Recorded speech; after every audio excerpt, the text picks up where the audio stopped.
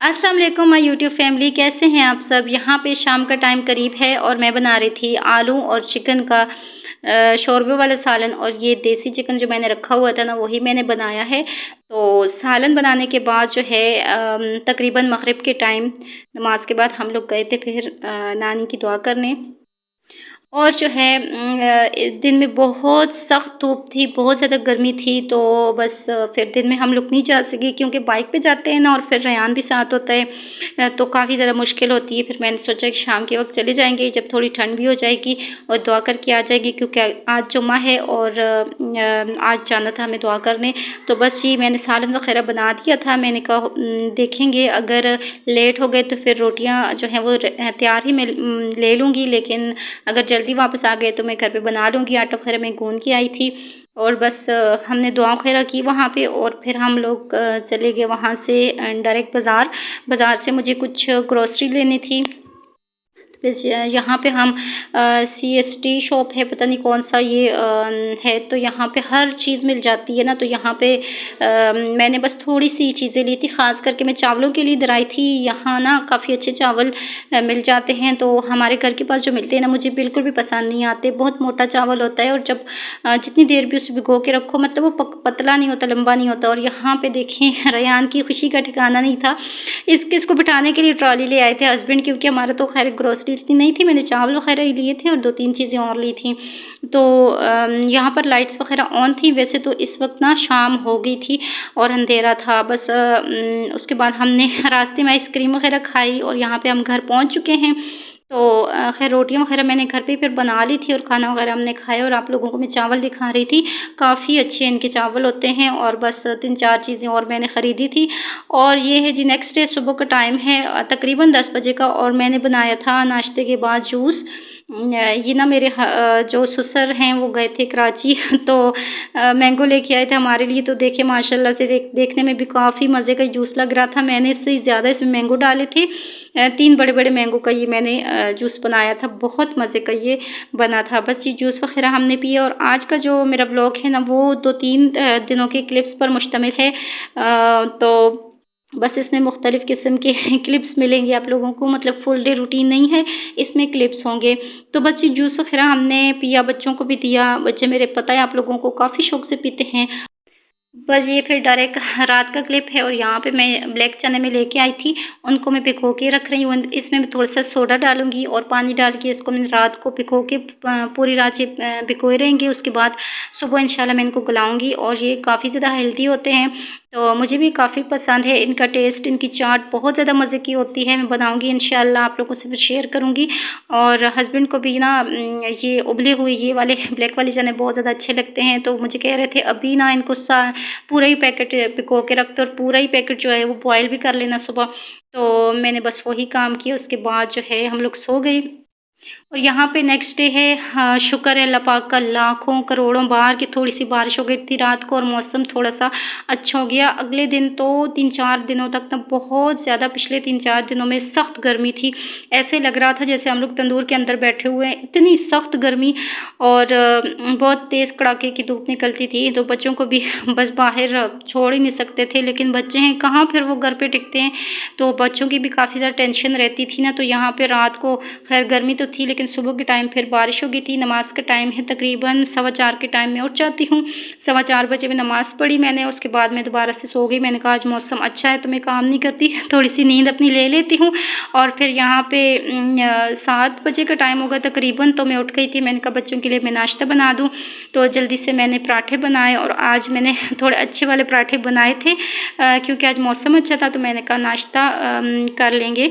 तो वैसे तो दिल ही नहीं करता नाश्ते को ना। और साथ ही मैंने जो है ऑमलेट भी बना लिया था। मैंने कहा चलो, मुझे तो एग बहुत ज़्यादा अच्छे लगते हैं, लेकिन बहुत गर्मी और सख्त वाली गर्मी तो फिर नहीं खाए जाते इतने। तो आज मौसम अच्छा था, हवा भी काफ़ी ठंडी ठंडी चल रही थी। तो हमने शुक्र है अल्लाह पाक का कि अच्छी तरह से फिर नाश्ता किया ना, मतलब दिल लगा के नाश्ता किया। वैसे तो बस जो भी उठता है बस गर्मी की वजह से मुँह ही बना होता है ना।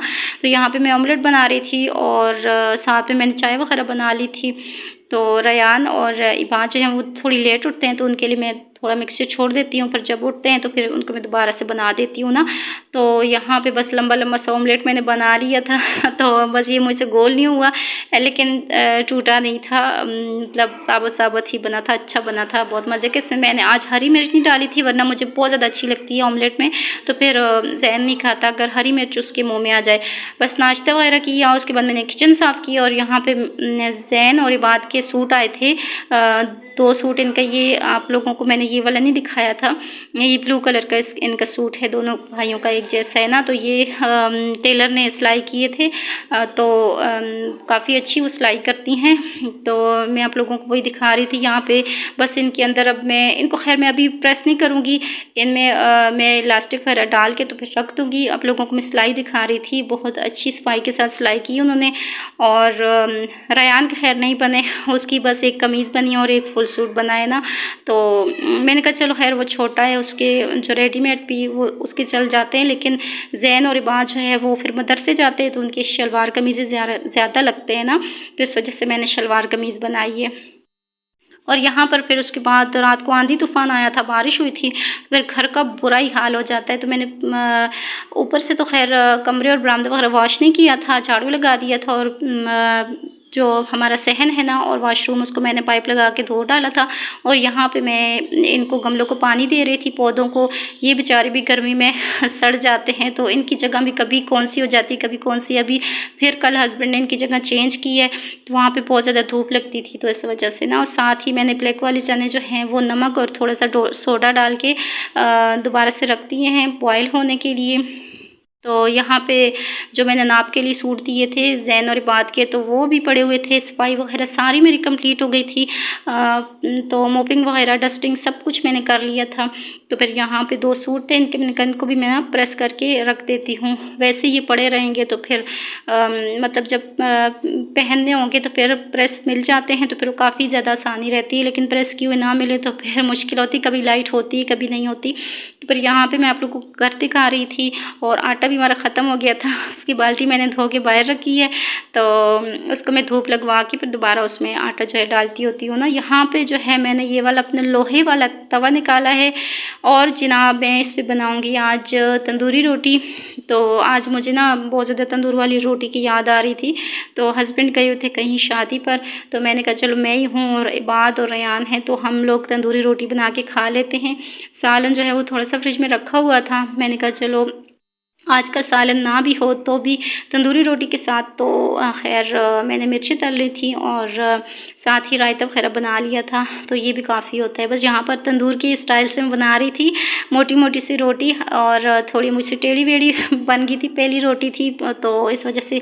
और नीचे की तरफ ना मैं लगा रही थी पानी, तो साथ साथ पानी लगा के। तो यहाँ पे मेरा बेटा मेरी वीडियो बना रहा है, तो इसलिए वो कैमरा काफ़ी ज़्यादा हिला रहा था। तो पहली रोटी तो खैर मेरी इतनी अच्छी नहीं बनी, इसमें एक सुराख भी हो गया था, और ये पतली भी बहुत हो गई थी। तो ऐसी अगर आप लोग बनाते हैं ना तो फिर थोड़ी सी मोटी रखिएगा, वो फिर काफ़ी अच्छी बनेगी। यहाँ पर तवे को एकदम से मैंने उल्टा किया, और रोटी को मैंने ऐसे ना आग के ऊपर सेक लिया था। तो अब यहाँ पर देखें बिल्कुल इसकी लुक भी तंदूर जैसी आई थी, और इसका टेस्ट भी बिल्कुल तंदूर जैसा था, और बहुत मज़े की रोटियाँ बनी थी। ये दूसरी मैंने बनाई थी, तो ये उससे फिर थोड़ी सी अच्छी बनी थी। और साथ साथ फिर एक्सपीरियंस होता जाता है। मैं साल के बाद बना रही हूँ, पिछली गर्मियों में बनाई थी मैंने इस तरीके से, और अभी मैं बना रही हूँ। तो खैर उस टाइम मेरा चैनल नहीं था तो अभी मैं आप लोगों के साथ शेयर कर रही हूँ ना। यहाँ पे दूसरी वाली का ज़रा बेहतर बनी थी, तो बस इसको मैं थोड़ा थोड़ा करके ना ऐसे आग के ऊपर सेक रही थी, और नीचे से चिपक जाती है, लेकिन ऐसे बस चिमटे की मदद से ना मैंने इसको हटा लिया था, और काफ़ी आसानी से ये हट गई थी। और ये तवा ना ऐसा ही होता है, मतलब इसको ये बिल्कुल साफ़ नहीं होता है, ये देखने में ऐसा लगता है लेकिन साफ़ सुथरा है बिल्कुल। मैं इसको धो के यूज़ करती हूँ, और बिल्कुल मैंने इसको फेंक नहीं दिया, मतलब कभी कभी मैं इसको यूज़ कर लेती हूँ ना। ये तवा मेरे जहेज़ का है, तो मुझे ये काफ़ी अच्छा लगता है।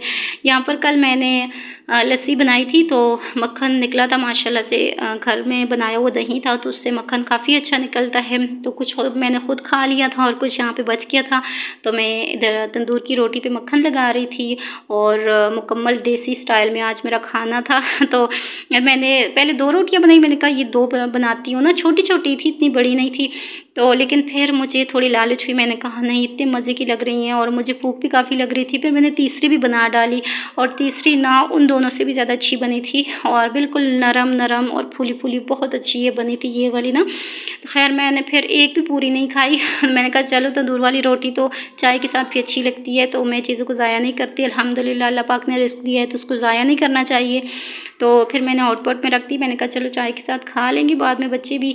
तो यहाँ पे इसके ऊपर मैंने खूब सारा मक्खन लगाया, साथ में मिर्चें तली और रायता वगैरह बनाया और प्याज काट दिए थे, सिरके वाले प्याज बनाए थे।